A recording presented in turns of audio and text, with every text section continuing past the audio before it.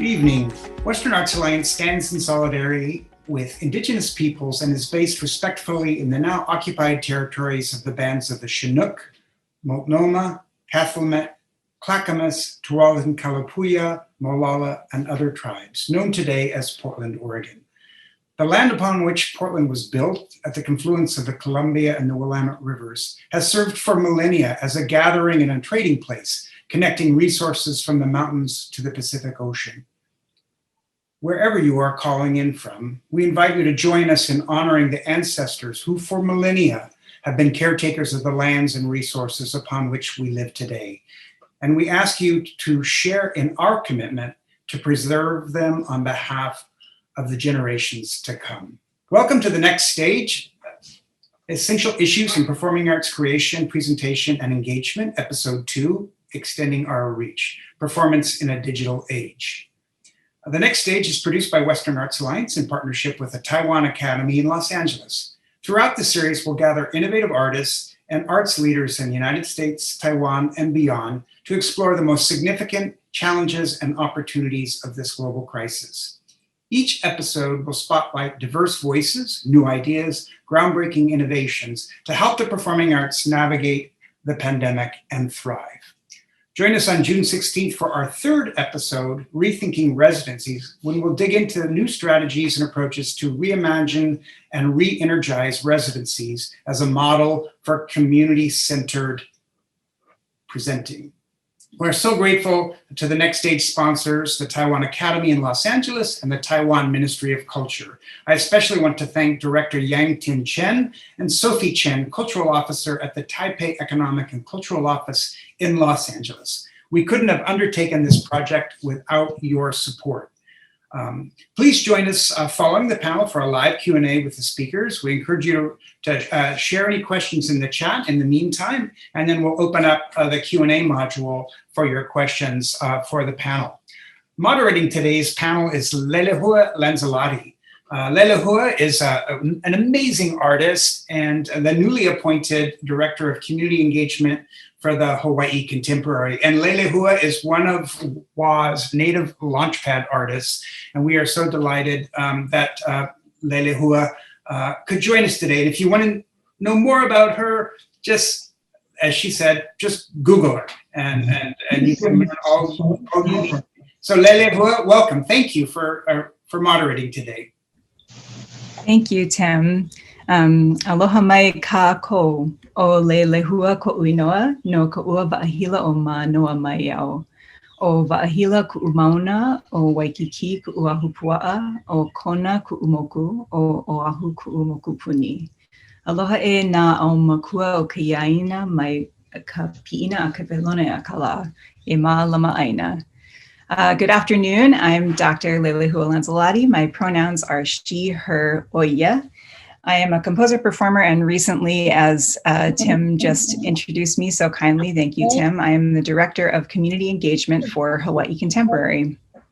I just introduced myself in Hawaiian, which also meant introducing myself in an Indigenous way, describing not only the island I'm from, but the mountain range and rain. I also gave a living land acknowledgement in Olelo, Hawai'i as a way of decolonizing the space, recentering Indigenous ways of knowing, not only in specific language itself, but in the way the language lends itself to acknowledging and honoring land. If you're curious who were the original peoples of your land, there's a wonderful site, nativeland.ca, that you can go on to find more information.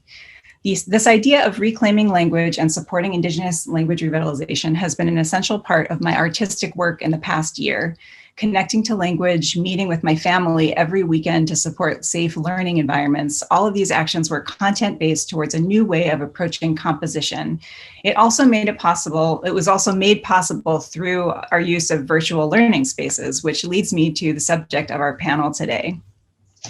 As I think it will become very apparent as you hear more from the people on this panel, the organizations and performers like them who offered engaging, transformative work in the digital realm were already thinking about how to do that when the pandemic hit. This panel seeks to ask how to create work that is engaging and transformative in the digital realm. Again, I encourage you to check out the bios of this wonderful group of people. LIN Ting-Chun, from the Director of Programming and International Development at the National Theater and Concert Hall in Taiwan. Janet, who's the Executive Director of Kronos. Ty Defoe, who's a writer and interdisciplinary artist, and Dr. Seth Parker Woods, who is a dear friend and fantastic cellist. Artist. And Dr. Seth Parker Woods, who is, oh, sorry, I'm getting a little bit of feedback. If someone, please remember to turn off your mics. And as we're going along, if there are any questions that come up for our panelists, please add them to the Q&A so that I can make sure not to miss them at the end for our question and answer period. This panel of incredible people seeks to ask how to create work that is engaging and transformative in the digital realm. In terms of performing arts, when the pandemic hit, we all had to navigate the virtual landscape in a new way as our only means of connection. As a composer-performer, I'm grateful that organizations such as the Noguchi Museum immediately stepped up to create beautiful, thoughtful programming and to engage artists like me in a meaningful way. The greatest hurdle to that for many performers was diversity of income and work. Like many artists, I've taught in academic jobs, worked as a curator, and now recently, as my practice has shifted to more of a focus on community, working to connect community through the arts in my new full-time job. Empowering artists to have a diversity of income and finding ways to connect them to community in times of isolation is key to their long-term survival, and certainly was key to the survival of many artists through this time. So briefly about Hawaii Contemporary, the new place that I'm working, the big shift was moving our event that was supposed to be in February to an online gathering, the inaugural Hawaii Contemporary Art Summit of 2021. It was a multi-day virtual event that brought together renowned keynote speakers, artists, curators, and thinkers from Hawaii and around the world for educational programming focused on arts and ideas. A thematic precursor to the Hawaii Triennial 2022, it was themed Pacific Century, E Ho'omau no Moana Nui a Kea. The Art Summit 2022 was a series of insightful and compelling talks, performances, film screenings, and workshops that situate Hawaii at the center of high caliber global discourse around contemporary art and ideas to local and international audiences. Featured artists included Ai Weiwei, Homi Ke Baba, who's a scholar more, and Pilia Mo'o. Over 3,400 registrants joined us virtually from over 71 countries during our inaugural Art Summit. Seeing the way Hawaii Contemporary responded to the pandemic and pivoted to create this wonderful source of talks, artist demonstrations, and activities made me excited to come work for them. It made me proud of where I'm from and what we as a multicultural society in Hawaii have to offer the world. And in that context, I'd like to open it up to the panelists to share the work they've been doing during this time and what they've been proud of. So they could all reappear on screen. And as they do that, again, as a reminder, if at any point you have questions for our panelists as we're going along, please put them in the Q&A and we will address them at the end. I was thinking maybe we could start with LIN Ting-Chun, who's again the Director of Programming and International Development at the Department of the National Theater and Concert Hall in Taiwan. Taiwan was a kind of a leader in a lot of these things, which is why they are partnering to present these talks. And Ting-Chun, I was just wondering if you could talk through some of the innovations of the space, because it's such a wonderful high-tech space, and how those things, how you're proud of that space and what things that you felt really worked during this time. Oh, Ting-Chun, you're muted. Okay, thank you for having me. This is a really difficult time for a presenter anywhere in the world, because we not only do we face shutdown and then a lot of rescheduling, and then also like a lot of cancellation for a lot of international programs. So when the pandemic first hit, we had we shut down for about 3 months last year, and then now we are experiencing it for the second time. But then when it happened last year, we were thinking, we launched a project called the Future Theater Project. It's actually part of our digital transformation.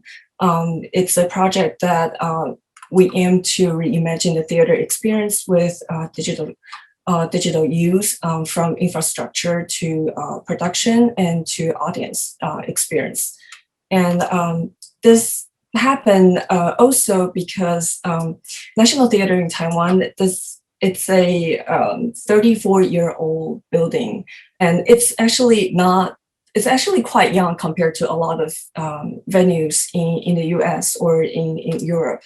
But then it's actually the first time that when it was first built 34 years ago, it wasn't, there wasn't much digital planning in its infrastructure planning. So now we're sort of going through the time since 3 years ago, just to revamp and then to see what we can improve. And sort of like these two things happen together. And so last year when we started this project, we collaborated with the Ministry of Economic Development. And so we started this project building a 5G enterprise network in our venue. And this 5G environment, it's because it's a private network, so it means that we have our own internet, 5G internet, and that it will allow us to use our own, connect to our own equipment, or use technologies that we want to enable on our stage. So it's a little different from what people can use on our cell phone. And then so with this enterprise network, we start thinking about what can we do, and what are the possibilities. So we starting from this year, we will start install several 4K cameras on at various locations at the National Theater and our Black Box Theater, experimental theater.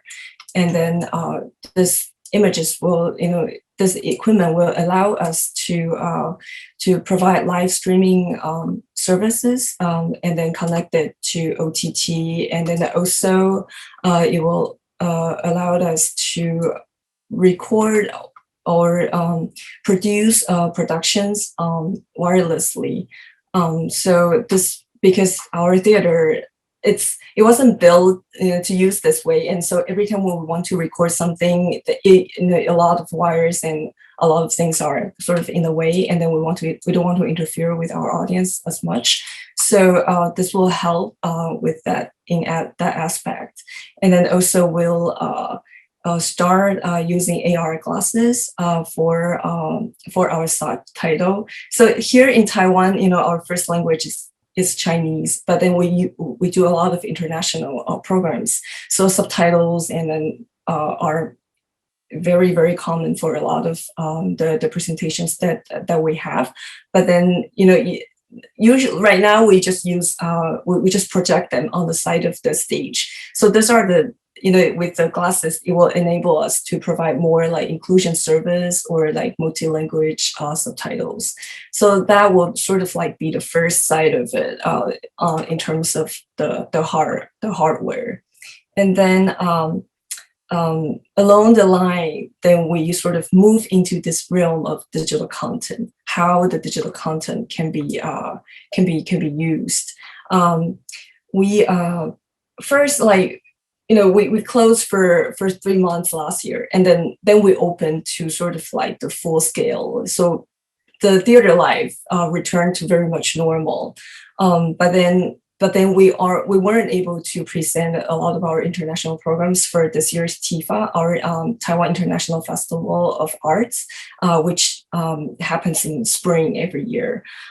So instead, we were sort of exploring, how audience will interact with digital content. So we tried to present 3 programs. One is by Dimitris Papagiannou, production is called Inside, and then this it's a video installation by the dance company, and then this video installation is actually used. The concept is to use the theater as the exhibition space, and then the work as the exhibit, and then the audience can really just come into the theater and then to experience it as come and go, just like when they go to any exhibitions. And so we have this video installation and in the lobby of our theater, and so people just can look at this work and then sort of relax in a lobby that usually they just kind of like coming and go. So this is the first example. And then we also try to live stream. We're collaborating with International Theater Amsterdam. They were going to present on our stage, but then they weren't able to travel to Taiwan. So instead, we do a live streaming from Amsterdam, presenting Medea by Simon Stone. And this work, so they were performing in Amsterdam, and then the audience here, they were basically just like watching movie inside of our theater in the auditorium, and then and so they experienced this together still inside of the theater. And it was a very interesting experience because like for them, they haven't seen live audience for a long time. So we got content from them, and then we deliver our audience to our collaborator. So that was one example. And then also we tried to do a pre-recorded video also with this company, and then we present Kings of War, and then in a home cinema base kind of idea, so people can just have access for 24 hours, and then they can watch at their home, which is similar to a lot of the initiatives that we see these days. And then I think that, sorry. Oh, no, yeah. I was going to say that it seems like a lot of what your organization was doing that was really successful was still creating the sense of community during a time when these things were live streamed, and being able to interact with international artists and create that as the National Theater, to still have a sense of this kind of international collaboration and not just looking inward. And I think that's one of the really powerful things about that kind of work, was that you were still thinking about how do we create a sense of community, like everyone is in the theater together, that what was special about live performance, but with this connection.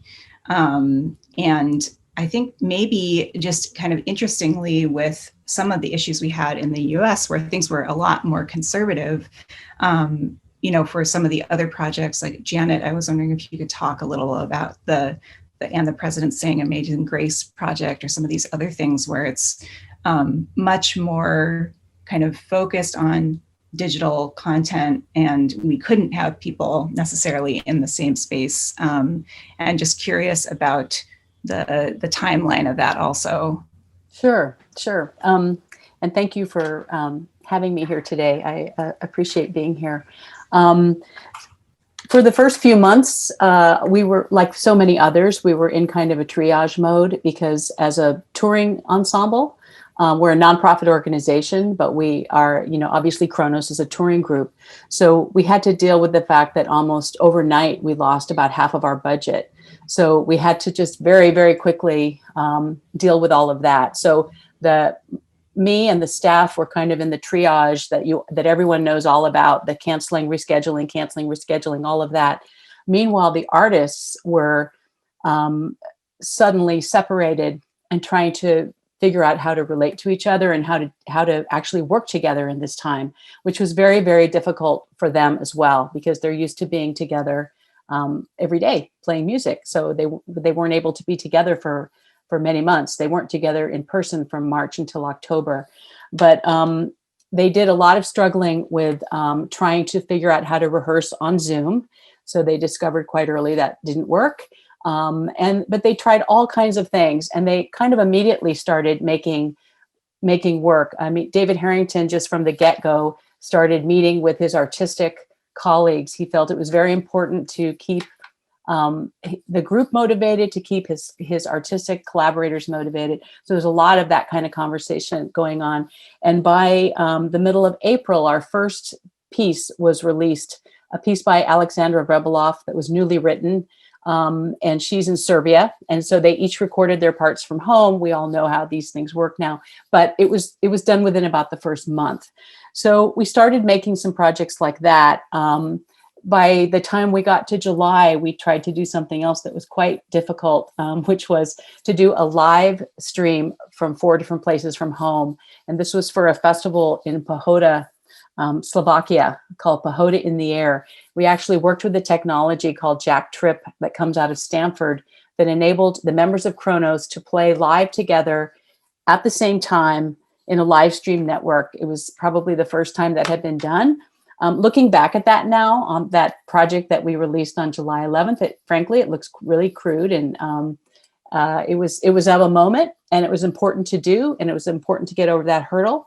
But it was at that time that the administrative roller coaster was starting to settle down, and so the artists are on their track and the staff on the other. And I started reaching out to all of my presenter colleagues. Partnerships in this time have been incredibly important, lines of communication between ourselves, our representatives, David Lieberman artist representatives, Alan Moon, all of our people who help us get everything organized. And I talked to my friend Chris Lorway at Stanford, and we started saying, what could we do? This actually relates to your question, because, well, the concert hall is going to be available, and Kronos has nowhere to perform, and they're not comfortable being together yet. And, anyway, we came up with, there was a very brief window here where before vaccines, where everyone did feel comfortable being together and it was allowed. So we went into Bing Concert Hall and we filmed 2 programs. Chris brought in a fantastic team. And out of that came these 2 programs that he was making for his, basically his donors and supporters. And out of that came that recording, The President Sang Amazing Grace. It was released on an album that we had on Smithsonian Folkways coming out at the beginning of October, very purposely timed with the election. And that song became just kind of an anthem in a way. It's been viewed literally hundreds of thousands of times. And as we were in making the recording, Chris and the producer and I and Kronos said, we should get this out. We should just get this out as much as we can, as far and wide. So there was a very big effort to get that music out. And that's why it caught a lot of people's eyes and ears. Some of the other, quickly, I know there's a lot of other people who want to speak, but in addition to these individual collaborations with different artists, we've also started making programs in our own kind of style that aren't that's the wrong word, that aren't concert programs, filmed concert programs, but are in fact kind of like strings of beads, archival material, newly produced films, newly produced recordings. And we've been working on making that kind of expression for about the last 6 or 7 months with some different partners as well. Oh, beautiful. And that's exactly, what Seth has been doing too.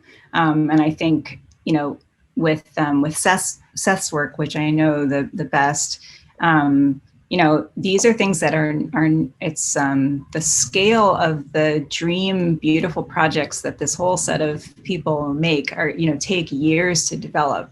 And so I think some of the kind of with Kronos, it was the consistency of the history of that group being really flexible and creating things, and that's a part of their regular practice of creation. And so it seemed like it was more natural, and like really the work was compelling also because they're used to that mode of creating. And kind of in a different way, I feel like the project that Seth was working on during this time. Seth, maybe because your projects were more solo work based, and as the two of us know, scheduling and rescheduling forever. Thank you for your patience. How did you choose how to move forward during this time? And can you give also the listeners an idea of the timeline in terms of when you talked to your composers and when the commissions were initiated? Because Seth was supposed to come to MPAC, where I was the music curator, and perform. And he was one of the, people that we were holding out to maybe bring in, and then we weren't allowed to have anyone on campus. And so we kind of moved things around. But then you ended up making these gorgeous videos at University of Chicago of the pieces that are more like music videos, like what Janet was talking about. And so I was wondering if you could talk a little bit about the project, but also give people a sense of the timeline, because this was definitely not just, oh, I'm stuck in a pandemic, I'll suddenly record all this stuff. Yeah, thank you. So the project Leilehua is referencing is Difficult Grace, which has been kind of facets of the work have been with me for years. Probably, I think the oldest work on there is maybe probably 6 or 7 years old it's been around, so it started even before that. So it's maybe almost a decade old. Which has now kind of evolved into a ballet that I just finished premiering 2 days ago online as a film. So really kind of like revving it up. But most of the works have been centered around this idea of immigration, around the ideas of the Great Migration that happened here, that started at the beginning around 1912s, 1012s, that ended, really the later half of that around the late 1960s, 70s, as a way of kind of looking back to our past, reconciling with our actual true histories, past histories, present histories, but also trying to find a way to kind of bring community together and look at this, the sense of moving forward, the sense of joy, the sense of adornment that is within all of us in many ways. So in a way, it is both healing. It's a work, an evening length work that is supposed to also be a space to be held for healing, but also reconciling with where we are and where we've come from in the best and most honest way. So within all of that, when everything was canceled, as we've all seen, in some ways, even flying to LA to get ready to present a work with the LA Phil, and then landing and them saying, "Where have you been?" And I was like, I was on a flight across the country. That's where I was, and realizing everything is gone. A lot of mourning, that process, and then figuring, okay, we've got to get to work. We've got to figure out how to do all of this. And for me, for many years now, I've worked with my own kind of production team, and I don't think most soloists can say that. So that have worked with me in documenting or creating films or mini docs of other work of mine. So I called them up, and the University of Chicago approached me because our own presenting house also pretty much lost their entire season as well. So what could we do? How could we highlight architecture, like create a form of interdisciplinary collaboration with the beautiful architecture that is already on the campus, and then take this programming and find homes for it that fit in the best possible way. So with that, with my colleagues Ben Kolak and his entire team from Truth and Documentary, we basically created a film in multiple chapters that really kind of brought together the worlds of architecture, also the amazing artist Haig Avatsian, his installation All the Lights, which has traveled through many different cities across the world. And this, at that moment in time, in January, February, it was housed at the Renaissance Society, which is a big contemporary arts museum right there on the campus of UChicago. And I got the chance to talk with Haig to make sure that me bringing in specific works into his installation to kind of live inside of it while the installation was living, made sense and kind of worked together. And luckily, the backstory for his installation worked really perfectly for two of the works. One based on text by the late poet Dudley Randall, who was based out of Detroit, Michigan. So I worked with them, worked with all the sound to kind of really give the listeners and viewers a very mediated performance, a way of seeing the work in a way that it would only exist in that format, in this kind of film-based format, where you brought them, I was able to bring them directly into me, into the backstory, into the visuals, into the text, what that actually meant, in a way that I think can be lost in performance, or a different version of it exists in live performance. And then having to kind of intersect that also with elements of Haig's installation as well, which was quite powerful. Other sides of that, I guess, as far as rehearsal, because it was quite hard in some ways to kind of coordinate all of that, even just the post-production of it, because we were still very much so separated here in Chicago, even though the entire documentation team is here in Chicago. We worked very remotely from the sound, basically having to kind of dial in for sessions and listening with hopefully a good enough mix. And eventually we felt safe enough to just be in the same place, because things just move faster in that way. And so then finally getting all the edits done. And so it turned out to be really beautiful. And I've kind of just done the same thing recently, a different iteration of some of that same work, but also this ballet. I traveled to New York and did a kind of a long extended stay to develop the ballet. So developing a ballet in the middle of a pandemic when most dancers are not working, are not training. So being able to kind of build this thing, which has been a year in the making, to kind of build it from the ground up and bring it to the stage. And that was a whole different production, because it's a union house, and so they have their own thing. So it was a lot, but we are so thankful for kind of where it is and where it now exists in the world. And these become these beautiful living archived objects that will only exist like this now. But I think we're all thankful for it, because it can now, we've been able to share it with even more people that couldn't have made it to a certain location for that performance, or etc. But now even more people in the dance community, in the film community, in the sound community, and performance art get to all kind of come together in a weird way, that probably those areas, those expressive groups, were probably only going to those things in the other times. Now we've been able, that's been, I guess, the beautiful thing to kind of take from all this. We've all been able to kind of come together and experience it, and it's been exciting to watch live, stream feeds of different artists kind of kind of root each other on and say, wow, this is really exciting, and who knew? So yeah. And I think also the quiet time in installations or art spaces, like the fact that you got to film all those videos just being in the space with the artwork. And, we feel, often we'll get, if it's a museum space, you only get like a 1 hour window, and maybe there's people walking through anyway, but to be able to just kind of play and live with the artwork on your own in the space over time, I think that's really special. And I hope that's actually one thing that, I feel totally spoiled by the Noguchi Museum, because they let me do that sometimes, but I do hope that that's something that continues with some of these spaces, that there's spaces that traditionally weren't giving that time to artists or to Kronos to just go in and record and have that space by themselves too. There's a different kind of relationship that you build with the space and place and the objects or the artwork if you're doing that. And I still hear in yours, Seth, that it was about a collective and these people that you develop these relationships with, and that's, Thai, your collective is also a group of people. Was All My Relations Collective developed before the pandemic, or did you kind of come together at the beginning because you were looking to work together, or what was the origin of that?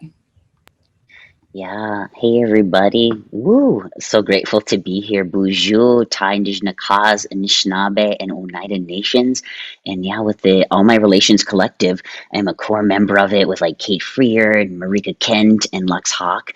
And we definitely, in our practice, and the origin of it is we wanted to create work as makers into the future. So it came totally before COVID and everything, but also the reasons why we came together from this collective is because we had shared values together. So it was almost like the pandemic, despite all of the tragic loss of communities and things like this, there's never been a time that we've been more ready to make work. And so each individually and as the collective are incredibly busy making work because we all relate around nourishing the imagination, right, with digital technology and making things with technology in mind versus making something and placing technology on top of it or trying to fit it in somewhere, right? So we're constantly nourishing our imagination. Two, we are colliding and layering and world building constantly, right? These folks are just creative innovators, designers, thinkers.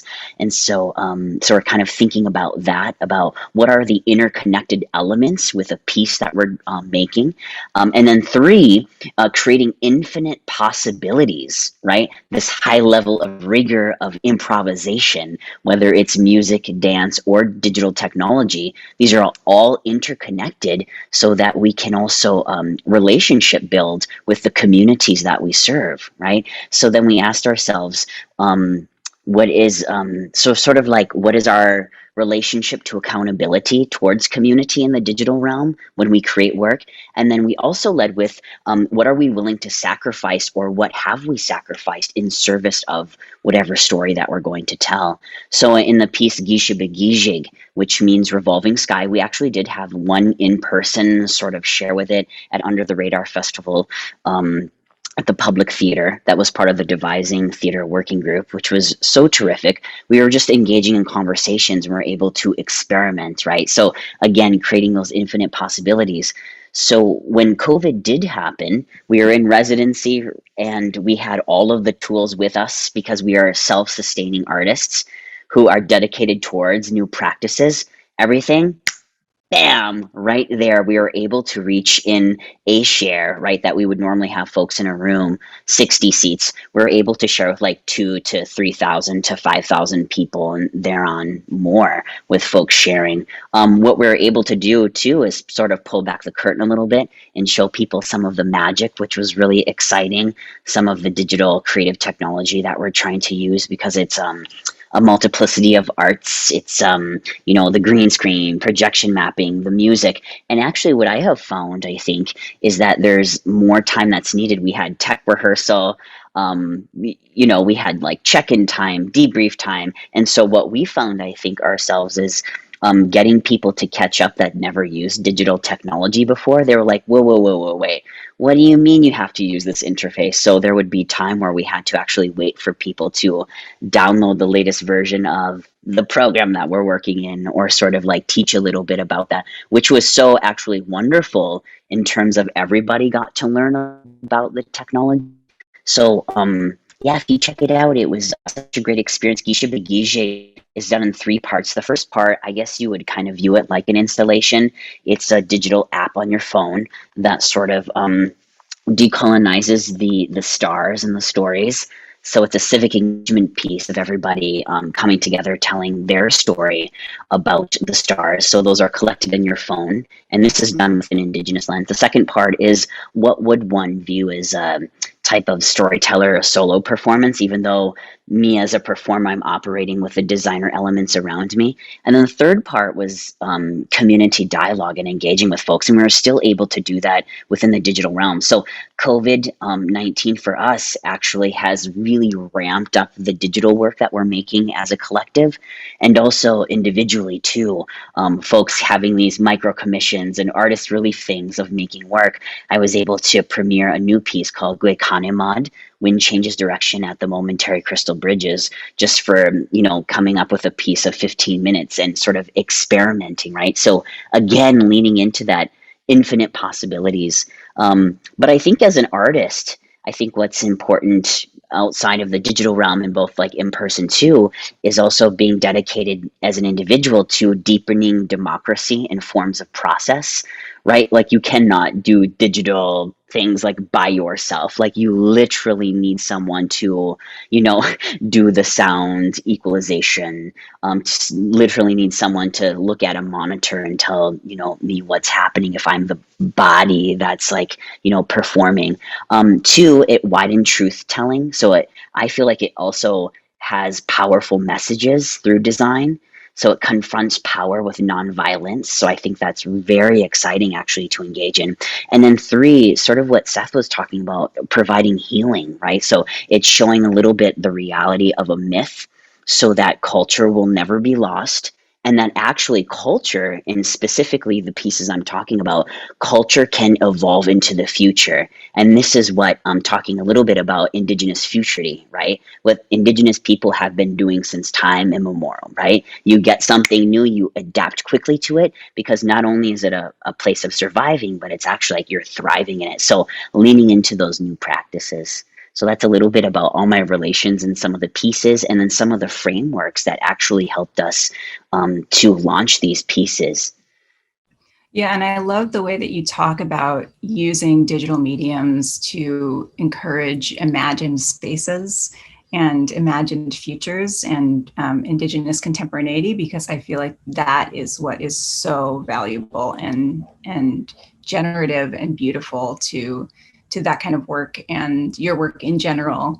I was kind of thinking I wanted to remind the audience that if you'd like to ask any questions, please put them in the chat. We'll open up to questions shortly if there are questions, but otherwise I will keep enjoying picking all of these good brains.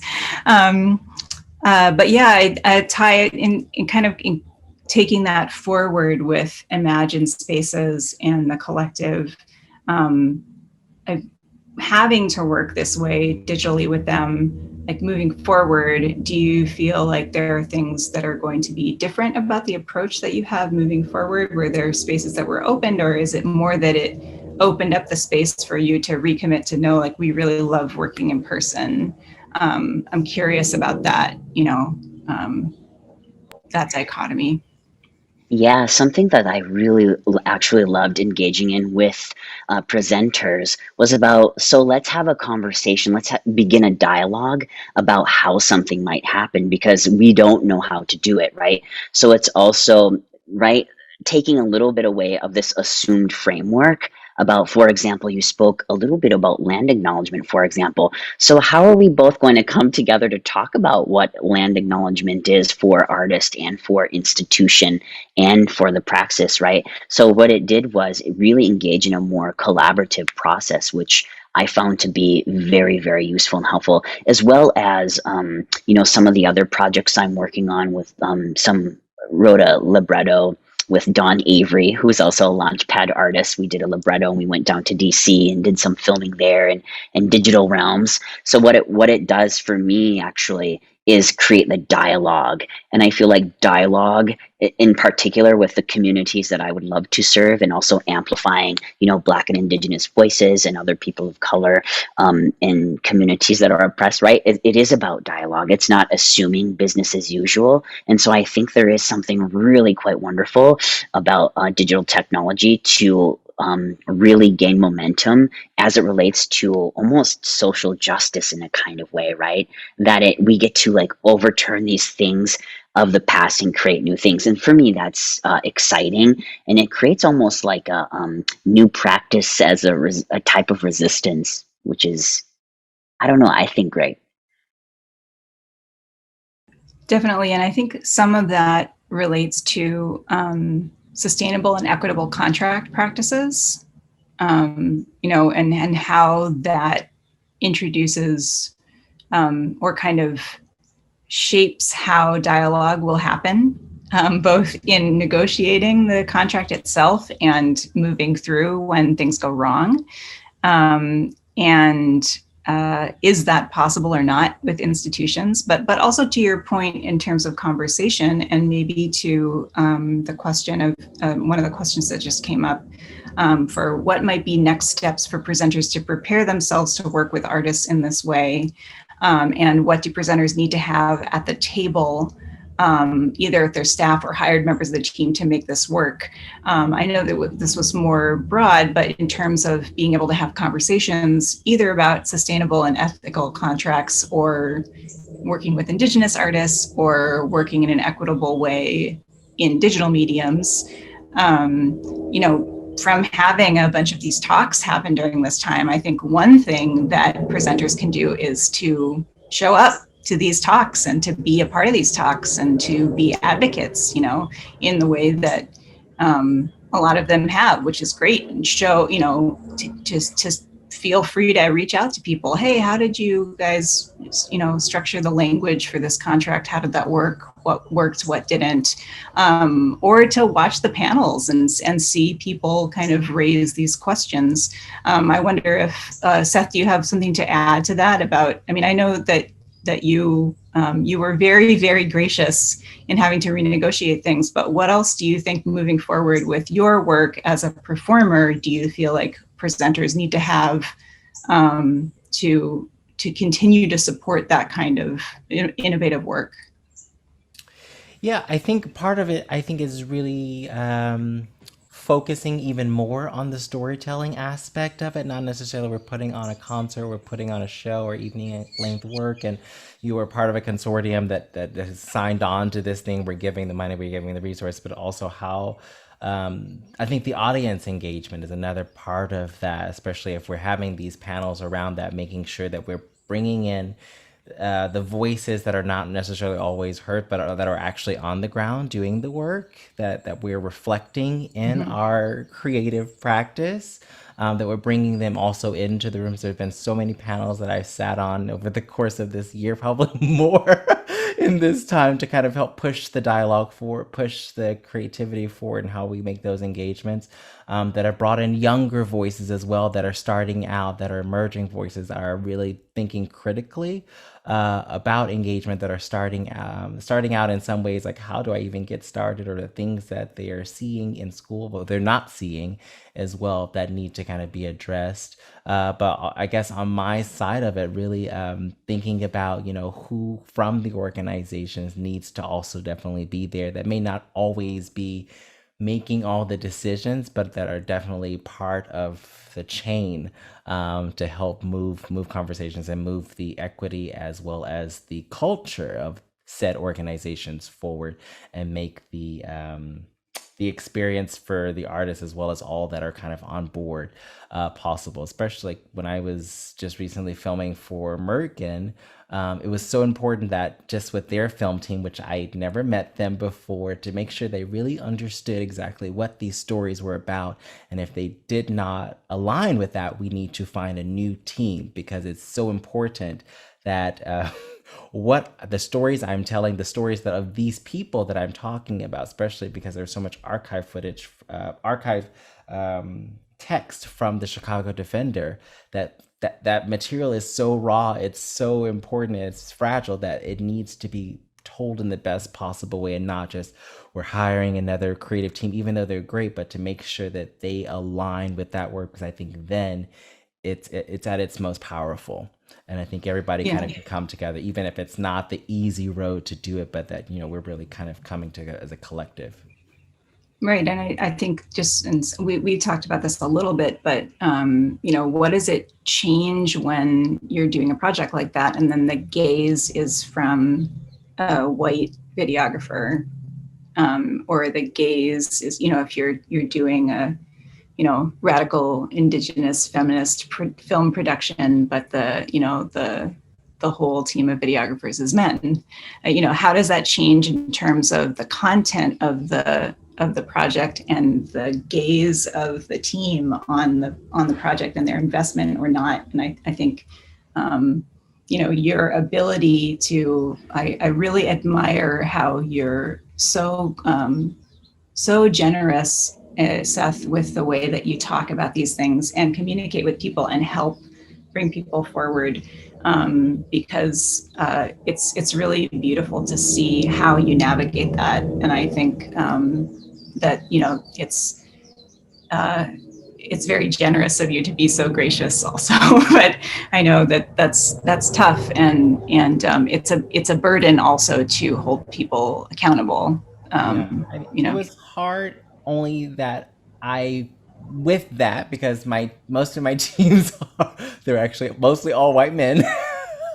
But within that, something I'd never done before, I've never directed. So this was a chance for me to actually direct every single one of these films myself. There was a head of photography and working with him, but it was through my eye and through my lens of guiding every single part of it, and all of the post-production, which makes it even more work for let alone the performer, but to also be involved in the sound, be involved in every single shot. I don't think this has been the most I've actually looked at a frame by frame take, but through also working with all the amazing engineers in the post-production, but to make sure that the stories are told in the best possible way, not just my playing, but making sure what all the audiences are going to see looks at its best. And so there is a lot of taking from other directors I've seen, things that I've been influenced by other artists, and sending things out. What does this look like? Does this look okay? I don't really know what I'm doing. I know what I'm doing, but I really don't know what I'm doing. So to make sure that what we come up with at the end of the day is going to read really well for a wider audience. So I've learned a lot about myself yeah, that's it. No, well, it's a great project, and it was, again, to that previous question, to just see what people are doing and what they've had to navigate and what those issues are going to be, to make sure that people are mindful of just kind of being thoughtful about thinking about them, so that the team has a chance to be present in the space in a positive way. I think these next two questions are a little bit connected for Ting-Chun. You mentioned a little bit how you responded to accessibility challenges with the cool VR headsets. And I wonder if you also have been changing anything with other resources for disability, for non-hearing people with sign language or technical things, and also how that relates to the investment in the venue's technology. Yeah, I guess that's a lot for one question, but how have you responded to the accessibility changes? What else have you done? And how are you investing in the new technology with those ideas? Was that something that you brought up in terms of the subtitles that you mentioned? Go ahead. So with the new technologies, yeah, this is a very, very good question. So inclusion service has been a very, very big part for our venues. And then we go from providing not just the subtitles, but then also we have for audios for visual impaired people. So when they go to a dance show, they actually can hear the audio description of what's going on stage. And then also we have a touch tour guide of before performances. So people can actually touch, like, oh, this is maybe a smaller scale model of, the set on stage, or the costume, or all the equipments used on stage. And so these are touch tours. And then also and then we also have like people actually guiding people in need to the theater. And then at the same time, we also provide relaxed performances for autism, or for people who are sensitive with sound or light, or this kind of very sensitive senses when they see performances, or when they in this relaxed performance settings, they can go in and out of the theater or the concert whenever they need to. So we have a very wide range of services that we do on a regular basis. So this is sort of like the AR glass is sort of like the first step when we think about how creative technologies can help with all the services that we provide. So this is sort of like the first step. I think the next step that we will take will be maybe how we can actually live streaming, like relaxed performances. I think that could be maybe one for people who aren't able to access theater physically. How we deliver actually content that's tailored for online audience, like for things like they can see and interact. So I think this is very likely to be the next step that we can take. So this is a very, very long road to take. Yeah. So this is where we are. I think that's the next step that we can do. That's super inspiring, and that's a lot of really wonderful resources, and exciting to think about being a lead in that and encouraging people internationally to adopt those practices through technology and be more mindful of reopening, having kind of a fresh restart with the chance to have that as a part of regular programming, because there is the possibility to kind of have a fresh start again as places begin to reopen. And not to put you on the spot, Janet, but we had a question about resources for self-managed artists to navigate convoluted contracts.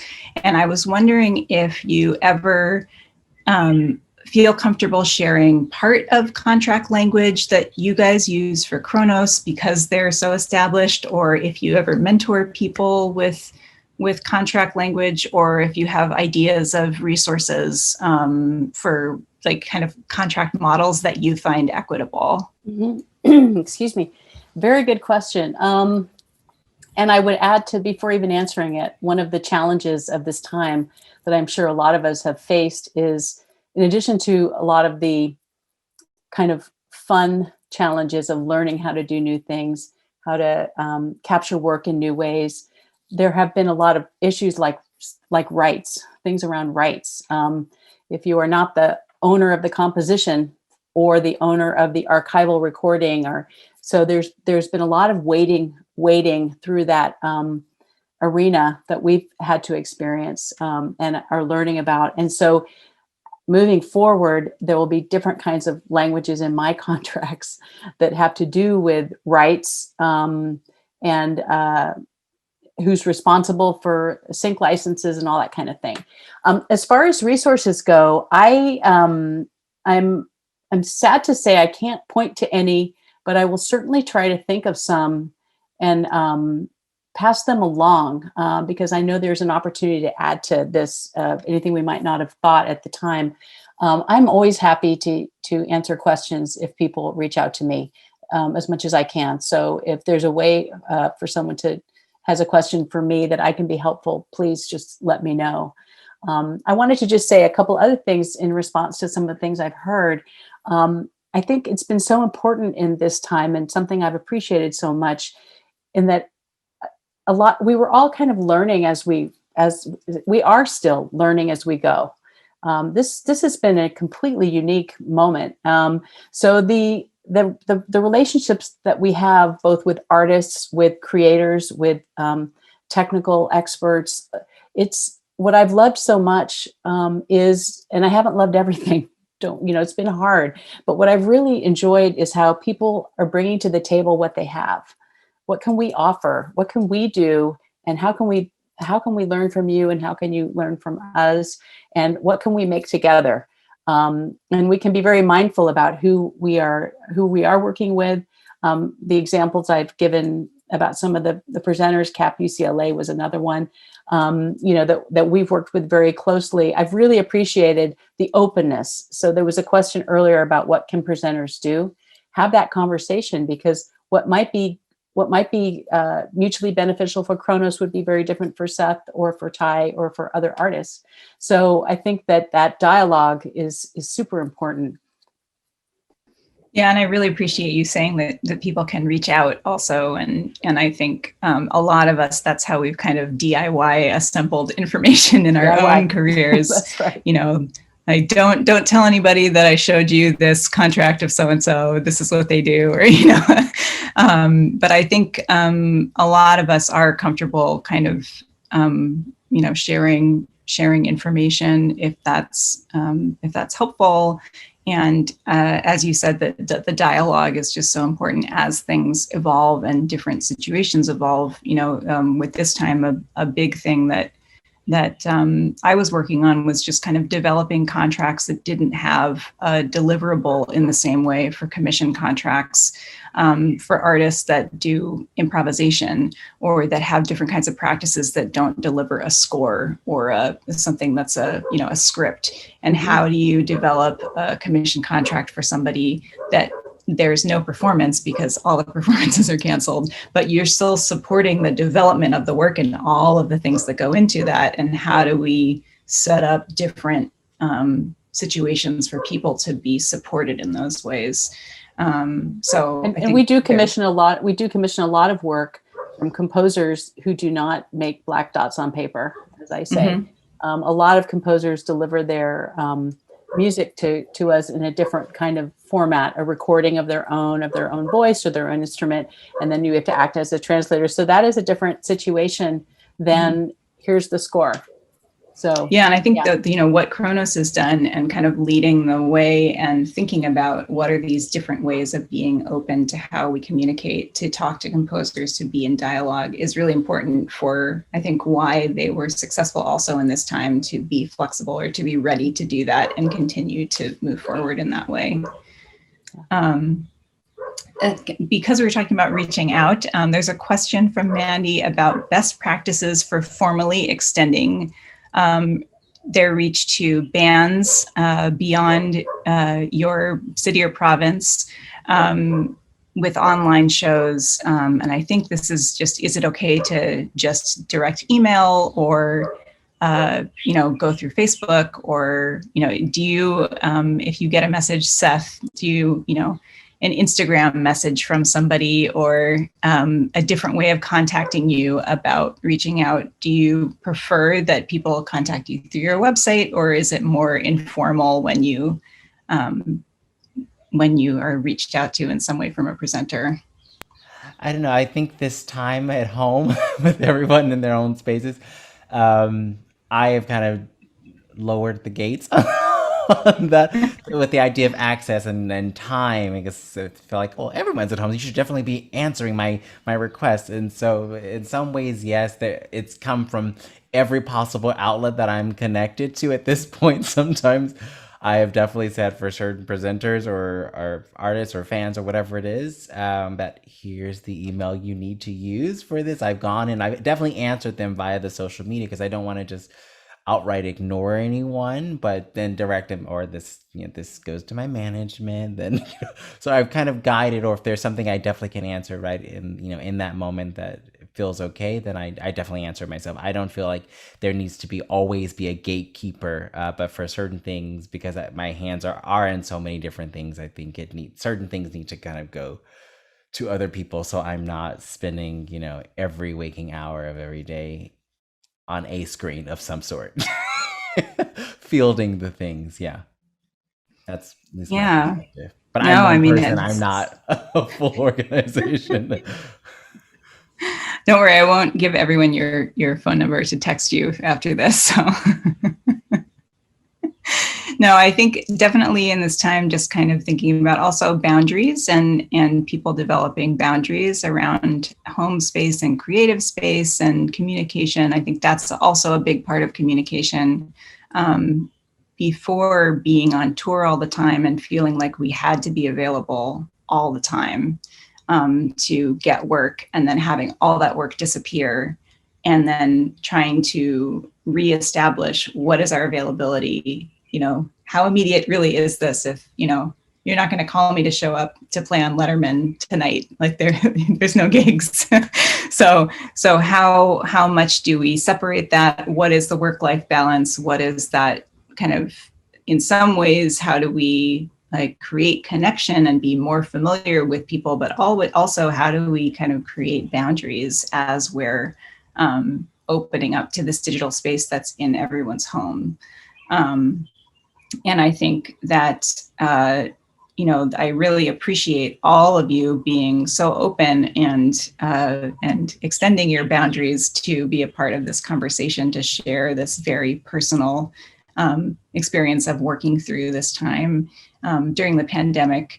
And I want to reiterate, even though I'm, in total awe of the amazing things that everyone on the panel has done, during this time, that for artists out there that have just survived the pandemic, that is not just a just, and that a lot of us, I think all of us, were focusing on being healthy and finding healthy ways to move forward.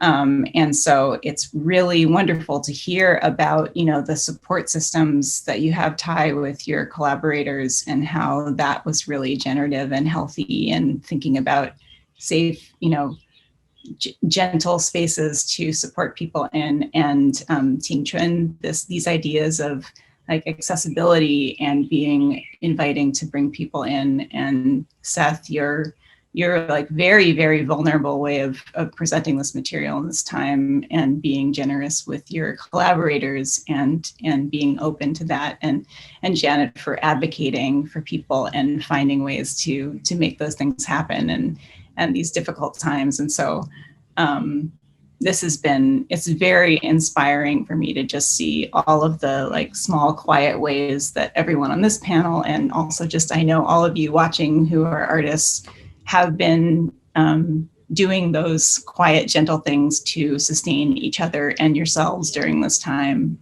And so we're so grateful for you listening in. And we're really grateful for Western Arts Alliance and the Taiwan National Theater and Taiwan Ministry of Culture and the Arts, and for everyone for tuning in. And Tim, I'll let you take us out the curtain and the cane. Mahalo, Leilehua. I want to thank Janet again, Ty, Ms. Lynn, Seth, for your contributions and taking the time to join us today. I also want to thank Taiwan Academy and the Taiwan Ministry of Culture for sponsoring our series. And stay tuned, come back on June 16th for our third episode, Rethinking Residencies. We'll see you all then. Thanks for participating, and have a lovely evening.